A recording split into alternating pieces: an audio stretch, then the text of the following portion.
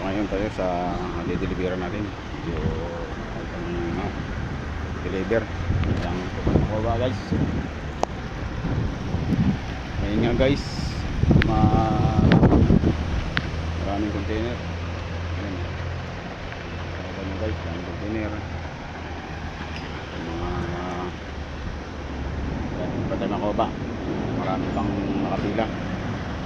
Bali pang 25 pa kami number.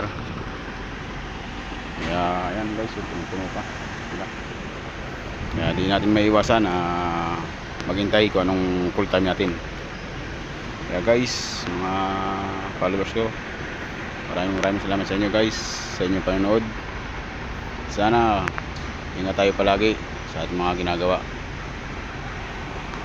guys. Talagang sa hirap ng trabaho, maghihintay tayo kung anong oras tayo tawagin.